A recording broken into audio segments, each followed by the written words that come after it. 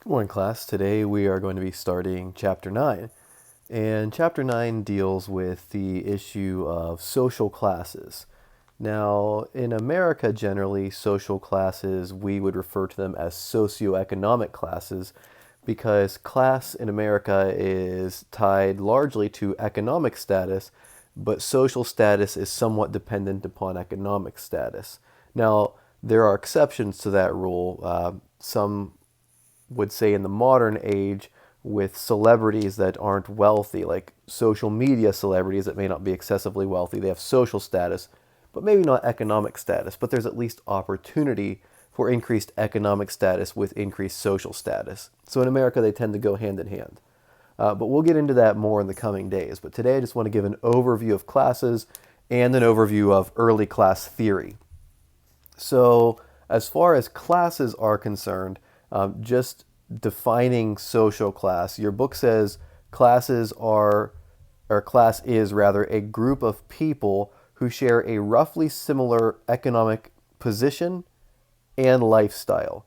All right, so they share a roughly similar economic position and lifestyle. So that'd be social and economic, so socioeconomic.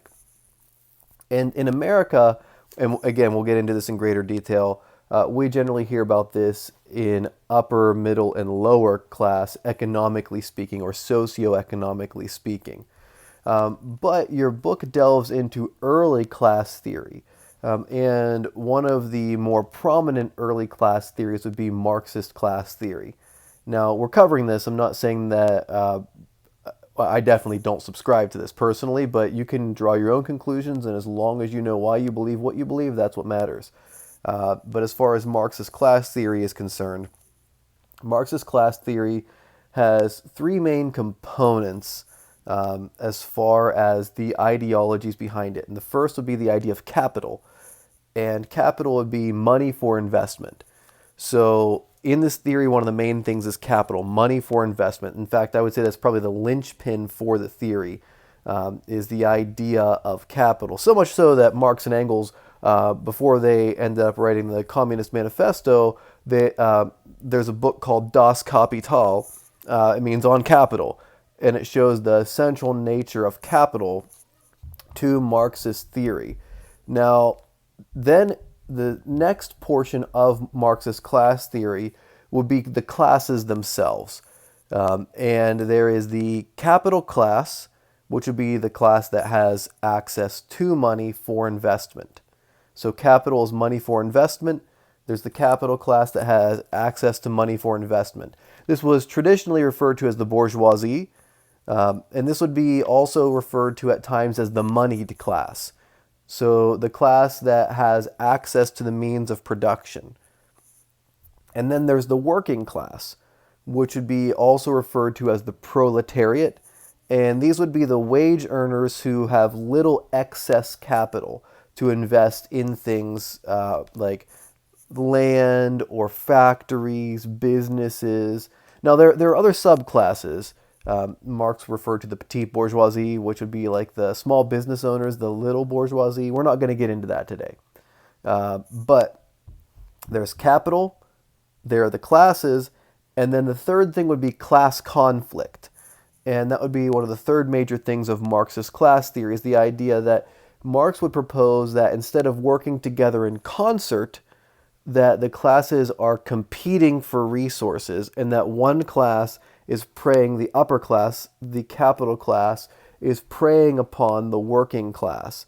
So the theory would say that those who are wealthy because they have almost a parasitic relationship with the working class and suck capital out of the working class. It's a bit of a cynical theory, to say the least. And it definitely would fly in the face of capitalist economic theory, which would say that there's a cooperative nature to this working relationship. But that would be Marx's approach to classes and to his class theory. Would be there's capital, there are classes, and there's class conflict for capital.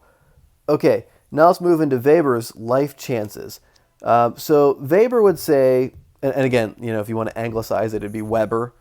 But he would say that there are things that are called life chances. that it's all fine, it's all good to say that there is class theory and that there is access to goods and that there's competing access to goods, but that doesn't explain why some people actually get better chances in society than others, because there are people that have risen from rags to riches. And so he would throw out the concept of life chances, which would be the probability that a person is going to have access to scarce commodities or scarce goods. Generally speaking, that would be opportunities that lead to capital gains. So Weber would say it's more nuanced than Marx would propose. That while he would say, yeah, that may be true, I'm not saying that's true. I'm saying Weber might say this is true. There is more at work here, and chance comes into play. And chance isn't chance alone, because there are ways of explaining who has better life chances than others. For example, someone who may not be from the moneyed class, but who knows individuals from the moneyed class and has a relationship with them, or has connections to them, is going to have better chances of advancement in life than those who do not, right? So that would be life chances being explained there. Then there's a third approach that your book is going to cover for now, and that would be the idea of functionality, or the functional nature of class stratification. So Davis and Moore, which they'd have proposed this in the 1940s. It's the concept that the way the system is set up under capitalism, it's set up so that those who hold the highest positions are also the most qualified. And that if we start tinkering with the system to equalize everything or level the economic playing field, and if everybody is equally compensated for no matter what their position is, that then you're going to have high positions held by people who are less qualified. For example, let's say that doctors aren't compensated at a higher level than anyone else. So let's say that your average fast food worker and your average neurosurgeon make the same amount of money. Well, what qualifications does one need to attain rather to be a doctor? Well, to become a doctor, one needs to have an undergraduate degree, one needs to go to medical school, one needs to have their residency and fulfill their residency requirements, and then if you want to specialize, there's extra residency. So like a neurosurgeon would have extra requirements for education and residency on top of becoming just a regular MD. Well, that requires a lot of time, and that time requires a lot of money to pay for it. So there's a much higher level of qualification to become a neurosurgeon, and there's a lot higher level of expense than to be a fast food worker. To be a fast food worker generally, and again, we need fast food workers. I'm not saying there's anything wrong with being a fast food worker by any stretch of the imagination. But to be a fast food worker, one doesn't need to go through about a decade of schooling, right? One applies for a job, one is given on-the-job training, and then one becomes a fast food worker. So if they're compensated at the same exact level, what is the incentive for someone to go through that extra decade of schooling, and residency included in there, by the way, extra decade for the same amount of pay? Who's going to do that? Well, the functional theory would say nobody's going to do that because it doesn't make logical sense. Now, there are critics of functional theory, but I think generally just using common sense, one could look at that and say, not too many people are going to go into the medical field and incur extra expense for the same level of pay they can make being a fast food worker. It's just not going to happen. And even if some do, it's not going to be enough to meet the needs of society. So the functional nature of class stratification is such that it helps us meet social requirements by incentivizing certain positions that require higher levels of qualification. So these are the three theories we have currently the book covers. There's Marxist theory, which would be all about class competition.